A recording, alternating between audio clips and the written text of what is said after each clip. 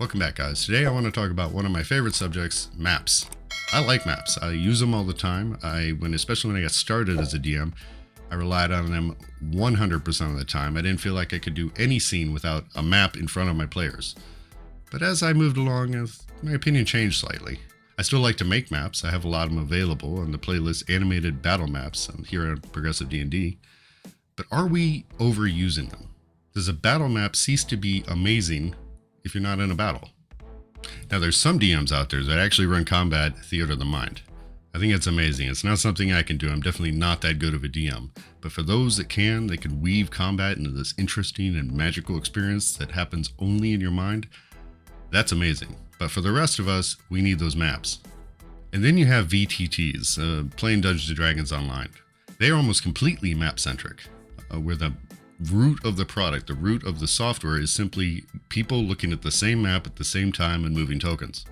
But are we using maps too much? Do they really hold up outside of combat? Let's take 2 minutes and do a little bit of a thought experiment and try and figure this out.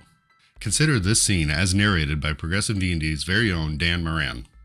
The alley is cold and dark. Water drips from a nearby pipe, and the smell of mold and refuge fill the air, and the stone walkway is wet with late-night moisture.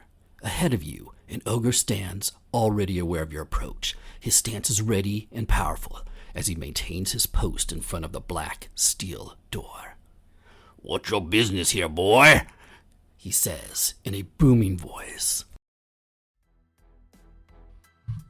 Now consider this very same scene, but let's put a battle map in front of you. The alley is cold and dark. Water drips from a nearby pipe, and the smell of mold and refuge fill the air, and the stone walkway is wet with late-night moisture. Ahead of you, an ogre stands, already aware of your approach. His stance is ready and powerful as he maintains his post in front of the black steel door. "What's your business here, boy?" he says in a booming voice. And finally, let's consider the same scene, but this time we're going to include a very cool picture of a dark alley. The alley is cold and dark.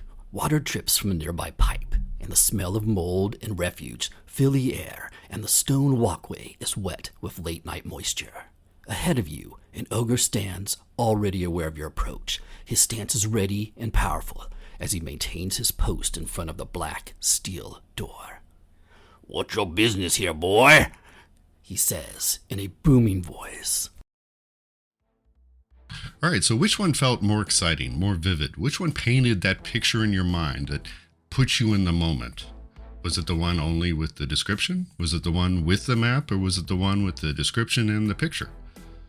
Leave a comment below, and while you're at it, feel free to toss us a subscribe. We're building a pretty cool channel here, and we got a lot of really cool stuff coming up. For me, hearing the description while looking at this cool picture of a dark alley really helps me to be in that moment, to see the alley, especially through my character's eyes. I'm hearing the DM describe it, and I'm also filling in the blanks with my mind. Did anybody else see trash on the ground or a rat scurrying by? Was the ground slippery? Was it shiny? Was the ogre staring at you with a smug grin or scowl? For me personally, when using maps outside of battle, it can lead to the players treating D&D more like a chessboard and less like a living, breathing world that you're weaving around their characters. They're not seeing things through the eyes of their player, they're seeing the map. Another issue that I experience at the table is that if you have all of your players on the map and they're all moving their tokens around, the DM can lose his ability to control tempo.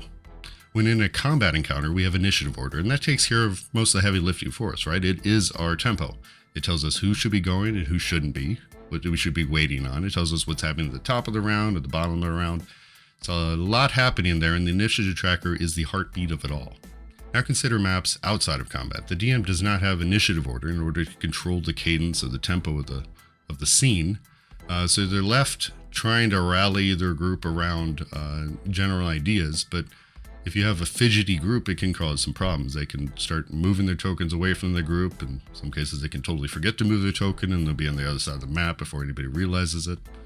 Consider a haunted house that you've built yourself. You've homebrewed this amazing haunted house and you wanted to build up a whole lot of drama. And players get into the first room and they find a locked door. The thief immediately begins working on it, but he wants to search for traps first. While he's trying to pick that lock, the disinterested elf has moved all the way down the hallway, turned a corner, and found a ghost. The DM now has to retcon it because when the elf walked down the hallway without him knowing about it, he also walked right over a trap.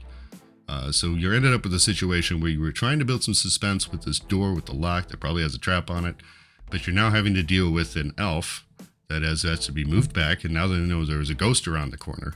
And the whole thing goes from being your amazing, scary, suspenseful scene into kind of chaos. It's going to spiral down into a kind of a madhouse of, well, I was here and I was there and I saw this, but I'm going to pretend I didn't see it, and it's just going to ruin the whole tempo of the scene.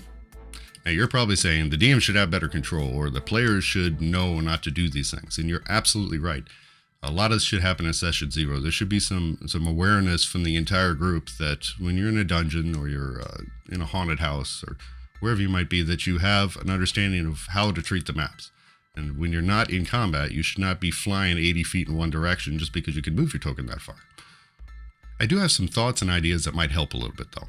Try to limit your use of battle maps, especially in scenes that are supposed to be highly dramatic. It can also be a lot of fun that when you finally do get in that battle and you slap down that battle map, then they see the world around them on the map. Their players are going to subconsciously start comparing what they pictured in their mind versus the map in front of them, and they're going to still have that image in their mind. So they're going to fill it in. It'll be more real, more vibrant for them. Consider the use of pictures in your campaign. Whether it's online or in person, you can always just hold up a picture. You're in a dark cavern with glowing green mushrooms. Your players that are having trouble imagining things and seeing the world around them might have an easier time if they have just a simple picture, because that picture isn't doing all the work for them. It's just giving them some base of reference. This is what a cave looks like, and this is what I want you to picture your character standing in. If you're going to use battle maps outside of combat, then consider using a group token instead of individual ones when not in a fight. It can be a good way to keep your players focused on the scene and less about fidgeting with their character. And then, of course, there's always the number one way to solve any problem in D&D is simply discuss it with your players. Let them know it's difficult for me to DM this dungeon if I have you guys all moving at the same time in completely different directions. And of course, if you're playing online, you have VTTs that often have a pause feature where will allow you to take control away from your players, and then you, the DM yourself, can actually move the tokens for them as they describe what they're doing. I move over to that chest, I'm going to try and open it. Well, the other one says, I'm going to move to the corner because I want to keep an eye on what's going on. And that's it, guys. That's my take on maps and maybe they're being overused. Let me know what you think. Definitely weigh in on the scenario that we had where we had the 3 different ways of presenting it, and let me know which one was more vivid to you, which one made you feel the environment more. And in the meantime, feel free to subscribe. We got a lot of really cool stuff coming out. If you like the narration by Dan Moran, he's got a really cool Stolen Secrets of Candlekeep series that comes out on Fridays. And I'll see you guys next time.